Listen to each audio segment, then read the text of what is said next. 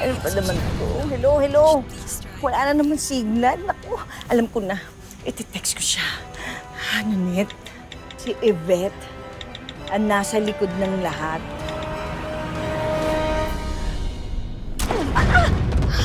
At nasa likod mo.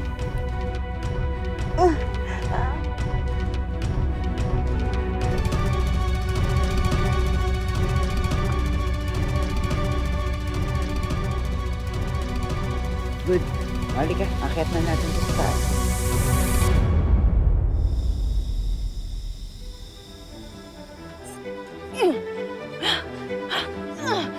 Hayop ka! Alam ko ng plano niyong mag-ina. Magbabayad kayo! Aga-aga mo naman nagising. But don't you worry, meron akong solution. Ano yan? Ano yan? Ay, alam mo ba, bago ako naging kabit, nurse ako. Talagang katrabaho ako sa ospital. Kaso, nasasanti ako dahil nilalandi ko lahat ng mga doktor. Alam mo, super enjoy pa naman ako doon sa trabahong yun. Nag-a-assist ako sa mga doktor, sa mga pinapatulog yung mga patient, you know. Like this. Wala kang kasing sama! Boba, kung wala akong kasing sama, di patay ka na ngayon. Loka ka rin eh. Ano namang pinaplano niyo? Asan si Yvette? Secret. Meme na, the bebe girl. Sleep na, sleep na. Good night.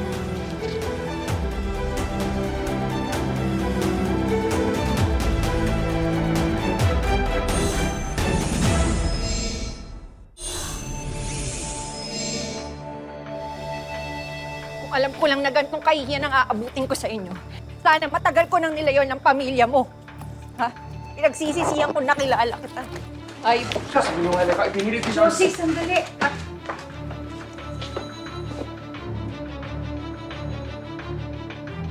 Anak, hayaan mo. Kakausapin ko si Josie para maayos ang relasyon ninyo. Pwede ba, Ma? Wala ka nang magagawa. Wala nang relasyon na kailangan ayusin kasi tama naman si Josie eh. Isang pagkakamali ang relasyon namin. Di dapat siya nangyari nung una pa lang. Ma, alam mo, kasalanan mo to eh. Di dapat ako nagpabuyaw sa inyo na magpakasal. Alam mo, mas mabuti lang na umalis na din ako dito. Ma, Tita? Nasaan si Ron? Nasa kwarto ni ate.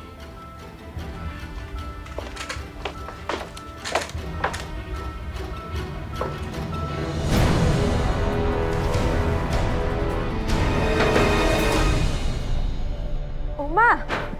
Ano po ginagawa niyo rito? Di ba dapat nagpapahinga kayo? Magkaliwanagan nga tayo, Ron. Ano ba talaga ang nangyari sa inyong dalawa ni Rodolfo?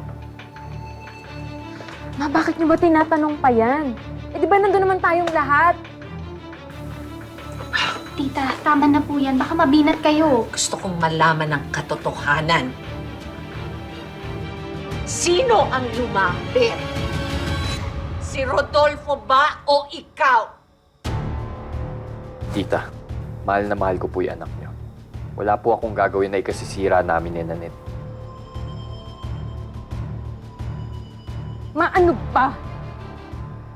Hindi ba talaga pwedeng magkamali si Kuya sa mga mata mo? Ganun ka ba kabulag? Ginagawa mong tama yung mali para sa kanya? Kung sa bagay, magugulat pa ba ako? Wala ka nga palang kwentang ina.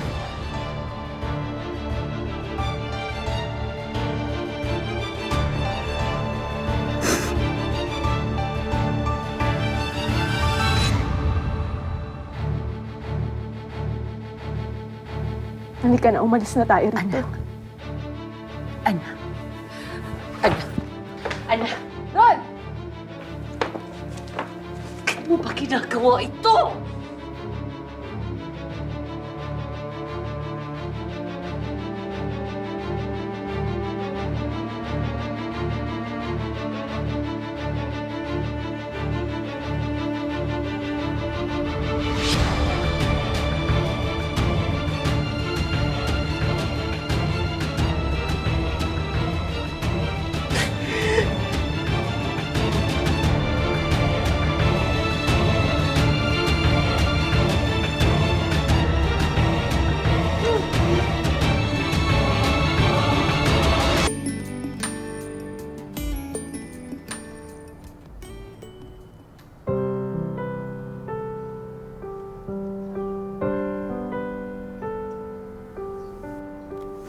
sinubukan ko na maayusin ang pamilya natin.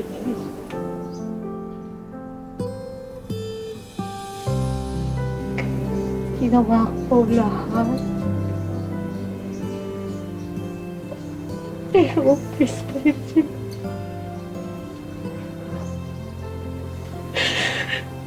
Iniwan pa rin nila ako.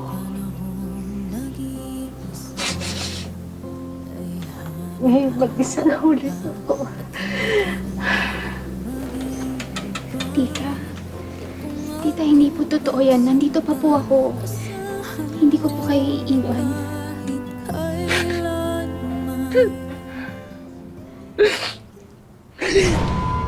Tita Norma? Tita Norma! Tulong! Tulong! Tita Norma! Tulong! It's turok time for second dose.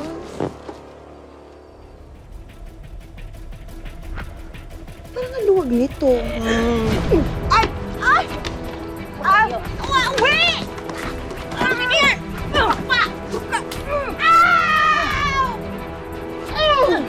Hayop ka!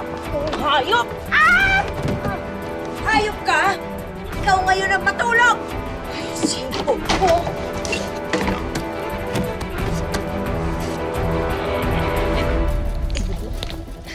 Snatcher!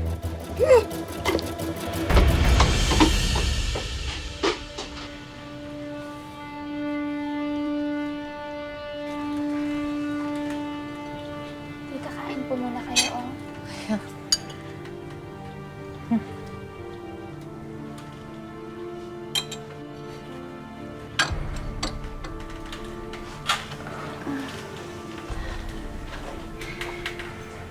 Tito, sigurado po ba kayo na ayaw niyo po magpa-check sa ospital? Di na kailangan. Alam ko naman kung anong sakit ko eh.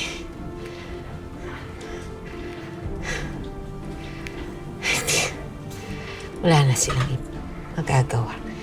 May taning na ang buhay ko. Ang mga anak ko, tinawagan mo pa sila ulit. Susubukan ko po ulit, tita. Pero, ano po kasi, mukhang galit pa rin po ata sila sa inyo.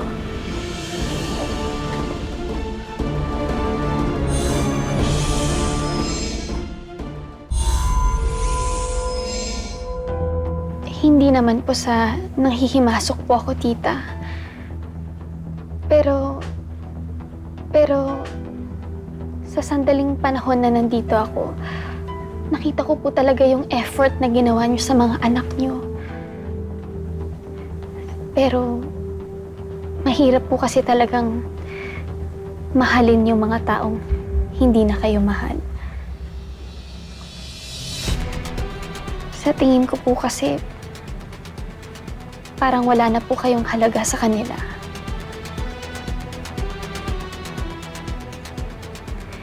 Tita, wag niyo po sanang masamain yung sinabi ko sa inyo. Ayoko lang po kasing nakikita kayong nahihirapan. Nang dahil po sa inyo, naramdaman ko po ulit magkaroon ng isang nanay.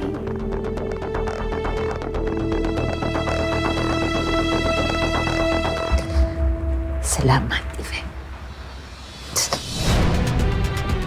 Salamat, anak.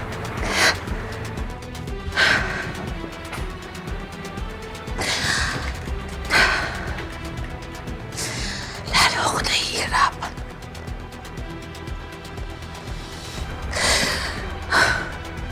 Pakitawagan mo nga si Atty. Sabihin mo kailangan ko siyang makausap. Sige po, tita.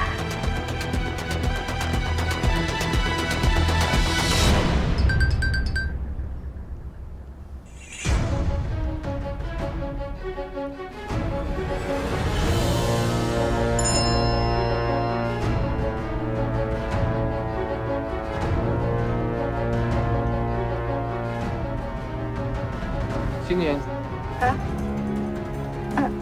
Wala.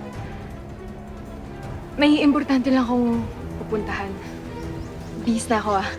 Gusto mo samahan kita? Hindi. Ako na lang. Muna na ako.